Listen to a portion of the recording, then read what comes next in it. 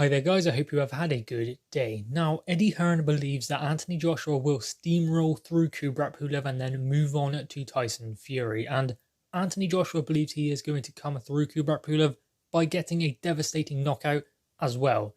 Now, the last time Anthony Joshua looked beyond a challenger, Ruiz shocked the world. So it's not great to be looking beyond Kubrat Pulev because he still represents a challenge for Anthony Joshua, and then maybe AJ can move on to Tyson Fury. But Eddie Hearn seems to make this statement that Anthony Joshua needs to make a big statement and then move on to Tyson Fury. He said the same thing when Anthony Joshua went over to America and fought Ruiz the first time. Now, what's important is winning the fight. This is a mandatory challenger to Anthony Joshua's IBF title, so winning the fight is more important than getting a stunning knockout for the show row knockouts and all of that. It's more important to win the fight, look good in the next one.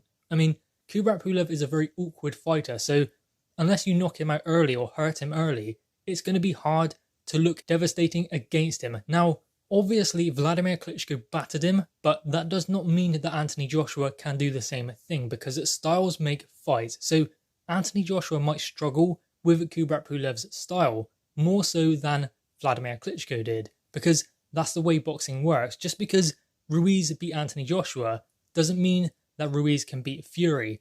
And also what that does mean is if Ruiz can beat Joshua and cannot beat Fury, that does not mean that Joshua cannot beat Fury, because styles make fights and the styles match up to the opponents. So it might take AJ longer to take Pulev apart. Might take him as long as 10-11 rounds. It might even go to points, but the important thing is the victory more than the knockout. So Pulev, in my opinion, is a very underrated boxer who can cause AJ a lot of problems, but only if AJ allows him to. So the important thing is to get the victory, then move on to Fury or Usyk, whatever order that may come in. Now, Kubrat Pulev, as I said, will represent some challenges for Anthony Joshua, and he is not as easy as many people are making out. This isn't going to be a routine victory for Anthony Joshua. It's going to be a tougher fight than that, because this is Kubrat Pulev's last opportunity at a world title. And I know he didn't do that great in the Vladimir Klitschko fight, but he didn't do as bad as it could seem from just looking at it. A 5th round knockout where he was down 4 or 5 times. The thing about Kubrat Pulev is he doesn't hold when he is hurt. He does lose his shape, but he is surprisingly durable. In that first round, he was dropped twice by Klitschko, but he still got up and he still stood there and traded at times with Vladimir Klitschko, still getting caught, but no punch was enough to just put him out. It was in the 5th round, but leading up to that, Pulev was continuously hurt by Klitschko, but he was still right there in front of him, trying to land his own punches. So what that shows in Kubrat Pulev is he has resilience. That also shows that he can stay in there longer than it may seem when he is hurt. So durability is maybe an underrated talent of Kubrat Pulev. He also has a jerky kind of style where he feints and flinches quite a bit. He does pressure the fight as well and likes to push his opponent back. Even though Klitschko was the one who was continuously hurting Kubrat Pulev, it was Pulev who was mostly on the front foot, trying to push Klitschko back. Now, Kubrat Pulev doesn't necessarily retreat when he is hurt. He doesn't really hold either. He keeps the pressure on his opponent, and sometimes that can be better than inviting pressure by retreating. So that is quite a good thing at times, because Ruiz done that against Joshua. He gambled, but Pulev doesn't have the punching power and durability of Andy Ruiz to be able to do that. But what he does do, as I said, is he stands there in range with his opponent when he is hurt. He doesn't retreat and invite that kind of pressure, which is good because you don't want a whirlwind of Anthony Joshua's combination punches coming towards you when you are hurt and retreating to the ropes.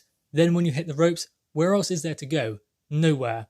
And you can give angles and go around it to the side, but when your legs are gone, you can't really do that. So many fighters do retreat in straight lines once they have been hurt. Then, as I said, they hit the ropes, there's nowhere else to go. Then those punches come in thick and fast, especially considering how adept Anthony Joshua is to putting together combination punches with speed and power as well. So instead, what Kubrat Pulev does is he kind of pressures his opponent when he himself is hurt. He pushes that lead foot out there, staying in range at all times. He wants to be working. He also does pull the jab quite well as well, but he does want to be active. He wants to make sure that he is mixing it up with his opponent, not always landing punches. He is very dexterous with the punches that he chooses.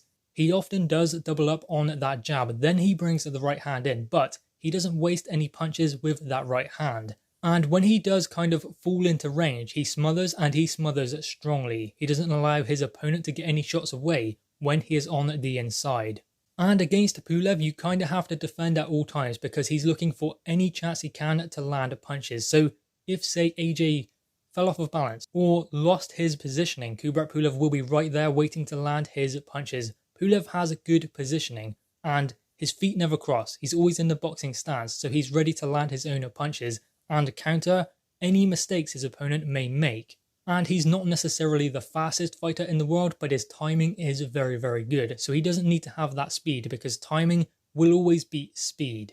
Good engine as well. Obviously he's older now, nearly 40, so there are going to be some claims that he isn't going to have the engine going late into the fight. But he doesn't waste any punches and he doesn't get tired because he fights at a rhythm and fights in patches. He doesn't expend energy by working. He kind of jerks and feints to get into the head of his opponent.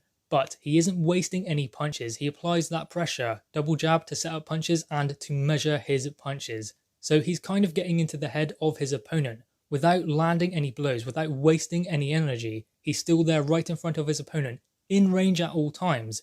But he doesn't get tired because he's not expending the same kind of energy as he would if he was working. And anytime he does go back, he kind of dips low, but he doesn't cross his feet. He's always in that stance ready to land his own punches. So he doesn't like going backwards, but when he does, he dips low, comes down, and he's always in that stance ready to walk his opponent onto a shot. So that's one thing Anthony Joshua will have to be careful about, is getting caught with counters when he backs Kubrat Pulev up. And Pulev is a very tall, upright, rangy kind of fighter. Little to none head movement, but good lateral movement. Tight and high guard as well. So Kubrat Pulev does represent a lot of challenges for Anthony Joshua, and this isn't going to be any walkover job for AJ. So he must completely focus on Kubrat Pulev. This is the big fight at the moment. Undisputed doesn't exist while Kubrat Pulev is still in front of Anthony Joshua. So the important thing at the moment is Anthony Joshua focuses on his mandatory challenges, not Tyson Fury. Tyson Fury is in the future. What he needs to focus on is today. And today is training for Kubrat Pulev, his IBF mandatory. I mean, they never talk about Alexander Usyk, so I don't know whether they are going to try and get around that. But even that fight, far into the future, that's another mandatory for another day. The important thing is 12th of December, which is when this fight will likely take place. No big statements are needed. No big knockouts are needed. The win is what is important. Dillian Whyte said one thing very interesting to Anthony Joshua before his fight with Andy Ruiz Jr. in the rematch. Win this fight, look good in your next one. That is so true. The same thing actually applies to Dillian Whyte in his rematch with Alexander Povetkin. Win the fight, look good in your next fight. So true. Good advice as well. Guys, anyway, what are your thoughts on this? Make sure you leave your thoughts in the comments below, leave a thumbs up and subscribe if you are new. Thanks guys.